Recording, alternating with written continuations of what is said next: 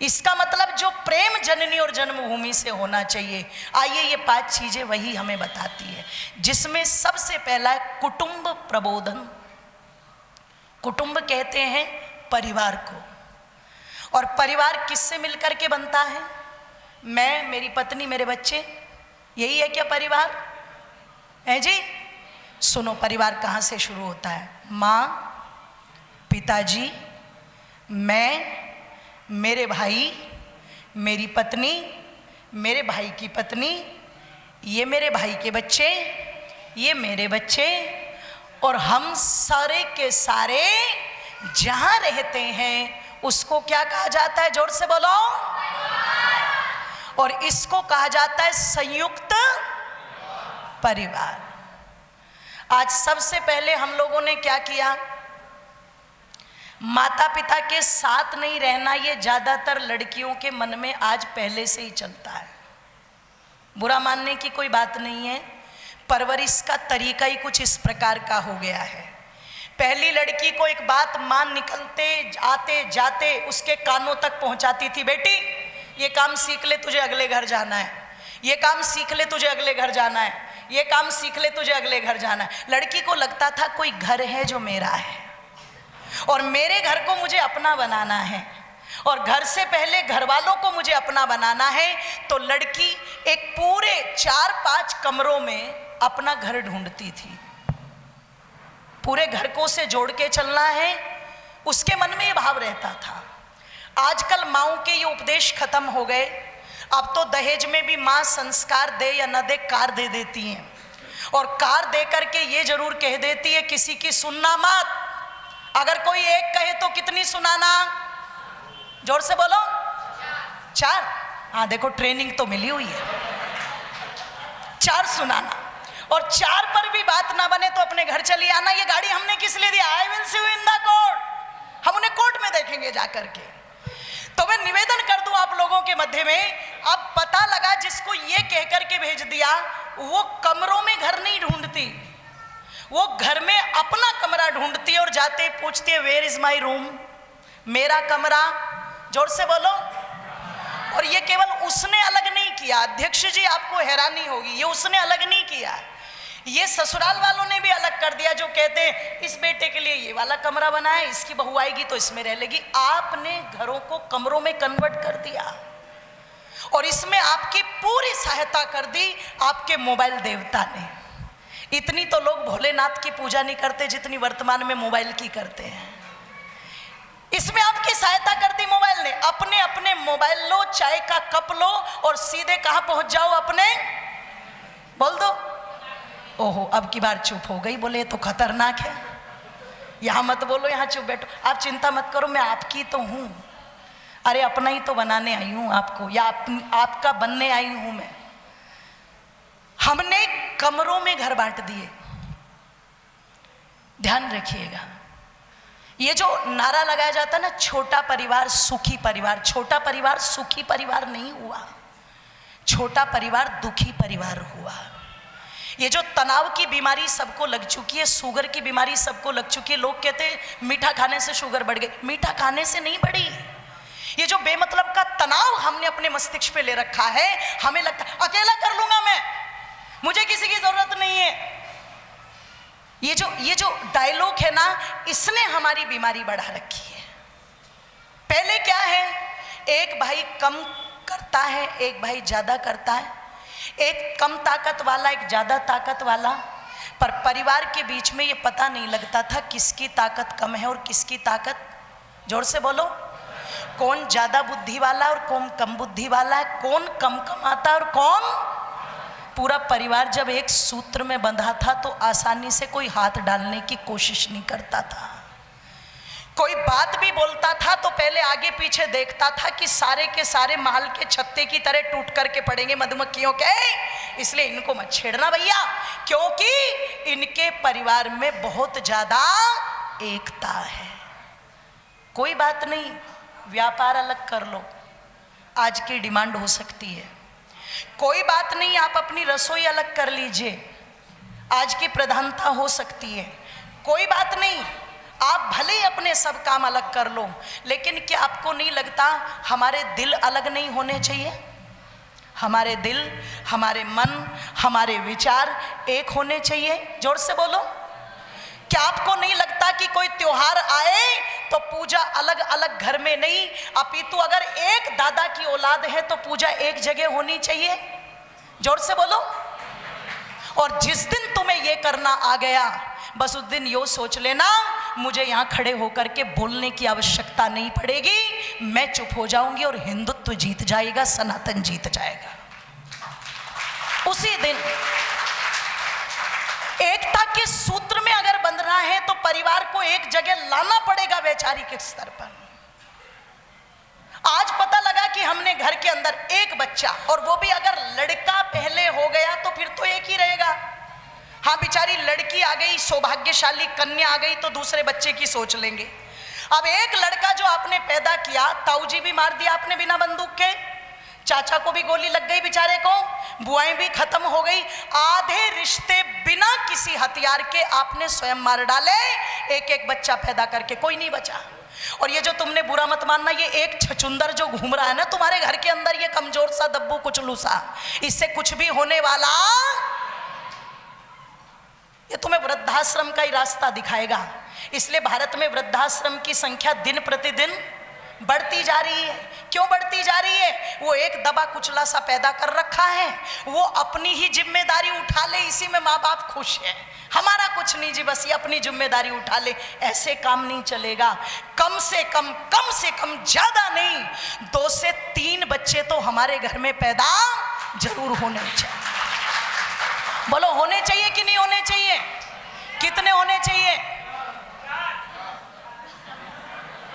यही तो कह रहे हो, इन देवियों से तो हाँ भरवा लो। एक भी नहीं बोली, एक भी नहीं बोली। 4 बच्चे होने चाहिए माता।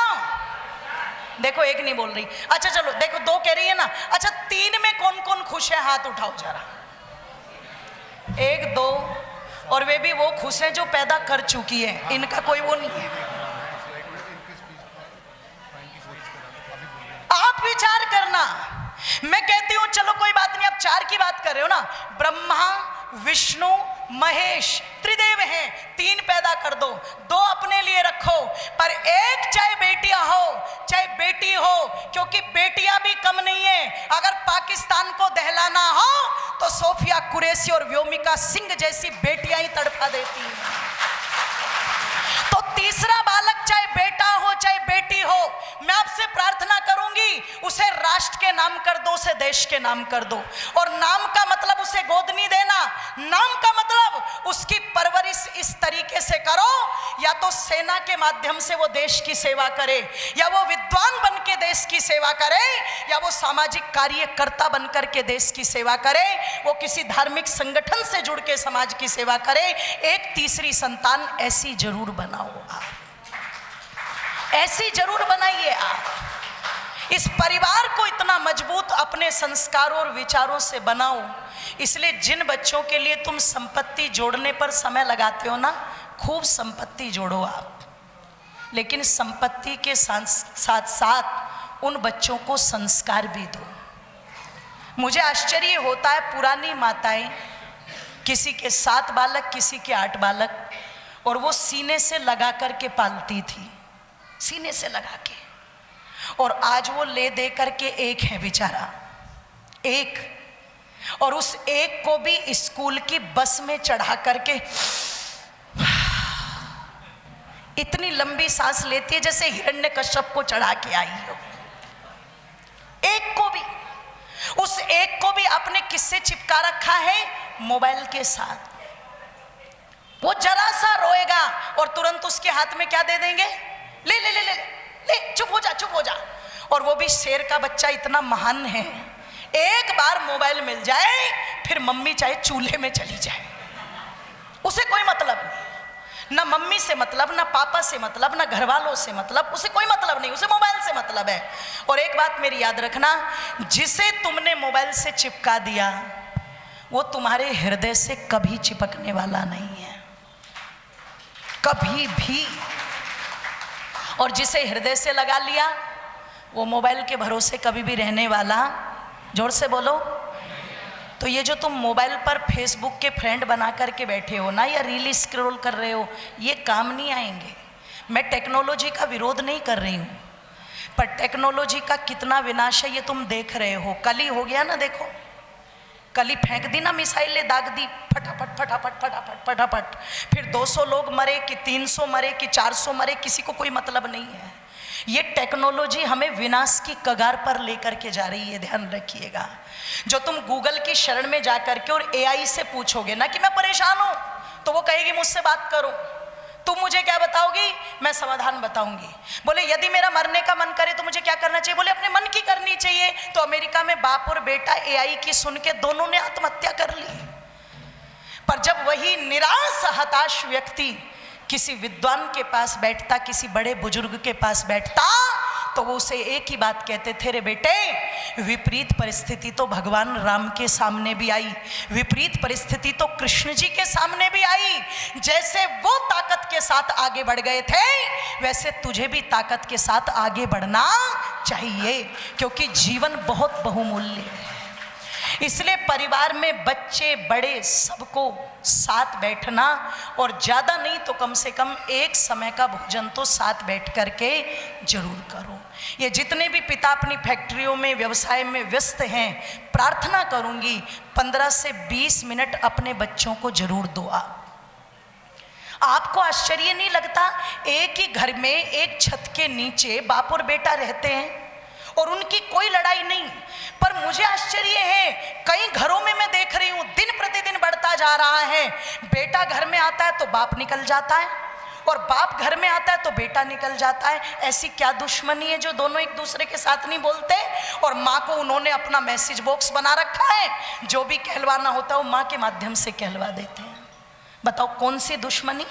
और जहाँ एक ही छत के नीचे बाप और बेटे की बोलचाल बंद हो जाए, तो वहाँ दुश्मनों की आवश्यकता है क्या? जोर से बोलो। तो मैं निवेदन कर दूं, ये जो हमारा परिवार है, इसमें संस्कारों को स्थापित कर एकता के सूत्र में बांधने का इसको प्रयास किया जाए। ऐसा प्रयास आप जरूर करें। दूसरी बात, सामाजिक समरसता। परिवार के साथ जो व्यक्ति रहना सीख जाता है, वो समाज में भी रहना जानता है। सामाजिक समरसता, जो व्यक्ति परिवार में रह गया, मैं कहा करती हूँ, उसे समाज में भी रहना आता है। जो परिवार में बहुत अच्छे से अपने कर्तव्यों का पालन करते हुए रहता है, उसे समाज में भी। तो समाज में भी क्या करना है? आज ऊंच नीच का भेदभाव, जातिवाद का भेदभाव, इसने हमें कोई लाभ पहुंचाया हो या ना पहुंचाया हो, लेकिन हानि तो पहुंचाई कि नहीं पहुंचाई? हानि तो पहुंचाई। और उसकी हानि हमें इतनी हुई कि हमारा जो भाईचारा था, आपस का ताना बाना जो था, वो सारा ताना बाना टूट गया। और जब आपका ताना बाना टूटेगा, कैसा ताना बाना? आज कई जगह नारे लगाए जाते हैं, जय मीम जय भीम। श्री भीमराव अंबेडकर साहब, जिनको पढ़ा नहीं, मैं सच कहती हूँ बहुत लोगों ने नहीं पढ़ा, लेकिन हवा हवाई, और आजकल लोग ज़्यादा पढ़ना भी नहीं चाहते। लोगों को लगता है जो व्हाट्सएप की यूनिवर्सिटी में बैठा हुआ है वो सबसे बड़ा ज्ञानी ध्यानी है, इसलिए लोगों को स्वाध्याय से मतलब नहीं है। भीमराव अंबेडकर साहब को पढ़ा नहीं गया, पर उनके नाम पर भ्रांतियाँ बहुत चल गई। और क्या भ्रांति चली कि वो हिंदुत्व से अलग हो गए थे। मैं सच बता दूं, उस समय की कुछ सामाजिक परिस्थितियां थी जिनके कारण हमारे शूद्र भाइयों का अपमान किया गया। लेकिन ये क्या कहते हैं, शुरू से ही ऐसा था? शुरू से ऐसा नहीं था। अगर आरंभ से ऐसा होता तो मुझे ईमानदारी से बताना, अयोध्या घूमने के लिए, मथुरा घूमने के लिए लोग जाते हैं कि नहीं जाते हैं? जोर से बोलो। अच्छा, किन के दर्शन करने अगर अयोध्या जाएंगे तो? राम जी के। मथुरा जाएंगे तो कृष्ण जी के। आप अपने आप को भक्त कहते हो तो आप वहाँ दर्शन करने जाते हो। अच्छा विचार करना, आप भक्त हो और मेरी दृष्टि में बहुत बड़े भक्त हो, लेकिन जो माता शबरी थी वो आपसे छोटी भक्त थी या बड़ी भक्त थी? बड़ी भक्त थी, ऊंची भक्त थी। लेकिन क्या वो कभी अयोध्या आई? है जी। अच्छा, किसी ने कहा दूर पड़ता होगा अयोध्या, चलो कोई बात नहीं। राम जी चित्रकूट में गए, वहां आई क्या? नहीं। राम जी 10 वर्ष दंडक वनों में रहे, वहां आई क्या? नहीं। रामचंद्र जी पंचवटी में रहे, जब 4 साल बचे हुए थे तो पंचवटी चले गए, वहां आई क्या? नहीं। सबरी माता जो हमसे बड़ी भक्त है राम जी की, वो चलकर के अयोध्या नहीं आई, पर उनकी भक्ति में इतना बल था कि रामचंद्र जी को चलकर के मां सबरी के कुटिया में जाना पड़ा। राम जी चल